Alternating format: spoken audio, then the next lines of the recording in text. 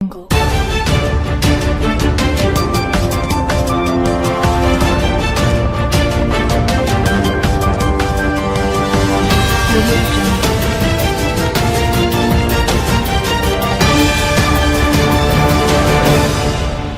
में 2025 के विधानसभा चुनाव जैसे जैसे नजदीक आ रहे हैं, राजनीतिक दलों की हलचल तेज होती जा रही है।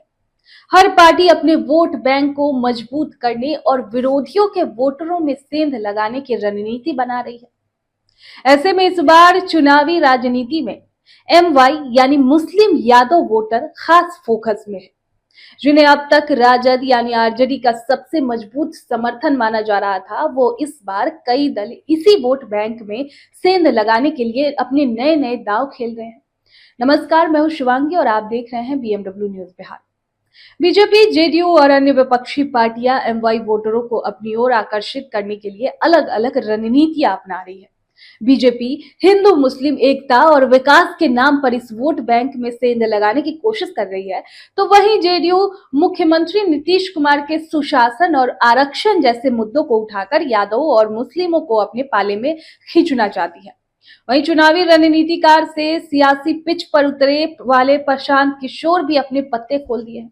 गांधी जयंती के मौके पर प्रशांत किशोर ने अपनी पार्टी की घोषणा की, साथ ही अजदुद्दीन ओवैसी की तर्ज पर मुस्लिम राजनीति करने का फैसला किया। प्रशांत किशोर ने कहा कि अब वो 2025 में होने वाले विधानसभा चुनाव में बिहार के सभी सीटों पर अपने कैंडिडेट उतारेंगे। अब ऐसा माना जा रहा है कि प्रशांत किशोर बिहार में 243 सीटों वाले विधानसभा में 42 सीटों पर मुस्लिम उम्मीदवार उतार सकते हैं।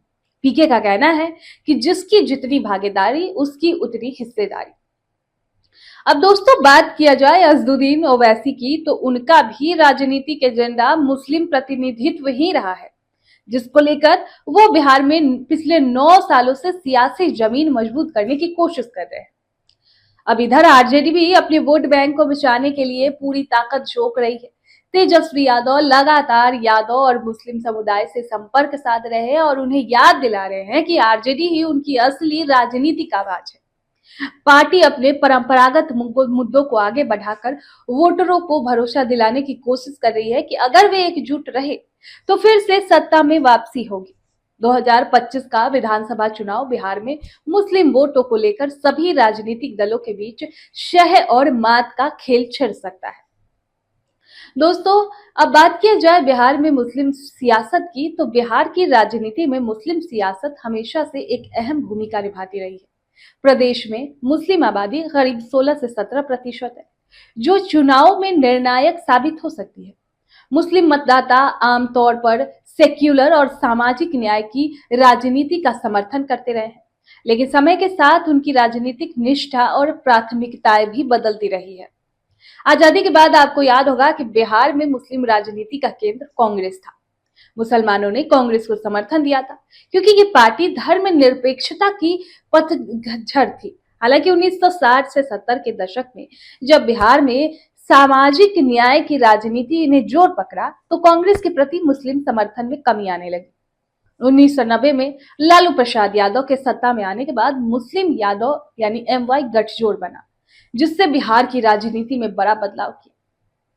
लालू यादव ने खुद को मुस्लिमों और पिछड़ों के सबसे बड़े नेता के रूप में पेश किया।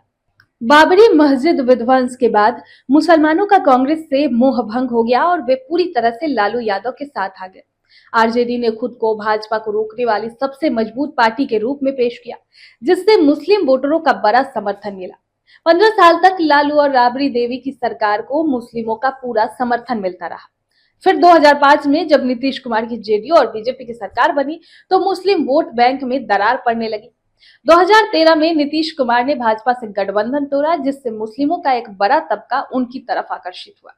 फिर 2015 के विधानसभा चुनाव में जब आरजेडी, जेडीयू, कांग्रेस महागठबंधन बना, तब मुस्लिम वोट फिर से एकजुट हो गए और महागठबंधन को जीत मिली।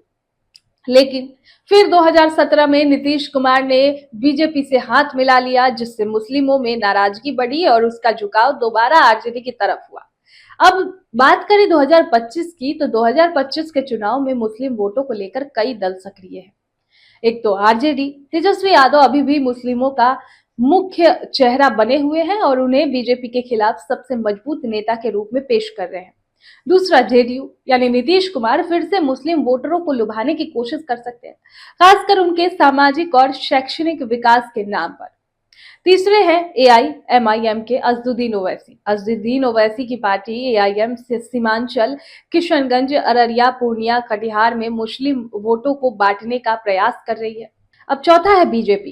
बीजेपी पिछड़े मुस्लिम समुदाय को अपने पाले में लाने के लिए नई रणनीति पर काम कर रही है। बिहार की मुस्लिम सियासत हमेशा से ही धर्मनिरपेक्षता और सामाजिक न्याय के मुद्दों के इर्द गिर्द घूमती रही है। हालांकि अब ये वोट बैंक पूरी तरह एक तरफा नहीं रहा। एआईएमआईएम और जेडीयू जैसी पार्टियों की एंट्री से मुस्लिम वोटों में बिखराव होने की संभावना है। खैर, अब देखना ये दिलचस्प होगा कि 2025 के चुनाव में मुस्लिम मतदाता किसे अपना समर्थन देते हैं, आरजेडी, जेडीयू, एआईएम या कोई और नया विकल्प। खैर, इस पर आपकी क्या राय है, कमेंट बॉक्स में हमें जरूर बताएं और ऐसे ही तमाम बड़ी खबरों को देखने के लिए देखते रहे बीएमडब्ल्यू न्यूज। तमसो मां ज्योतिर्गमय गुरुकुल शिक्षा मंदिर संस्थान के साथ बनाए अपना भविष्य। रेगुलर और प्रोफेशनल कोर्सेज, सेकेंडरी और senior secondary courses, law, teachers training courses, pharmacy and nursing के साथ पैरामेडिकल में डायरेक्ट एडमिशन पाए। वेबसाइट विजिट करें या दिए गए नंबर पर कॉल करें। हमारा पता है गुरुकुल शिक्षा मंदिर संस्थान, कल्याण चौक, डीएस कॉलेज रोड, कटिहार। हमारा वीडियो अगर आपको अच्छा लगा हो तो आप हमारे वीडियो को लाइक करें, शेयर करें और हमारे चैनल को सब्सक्राइब जरूर करें।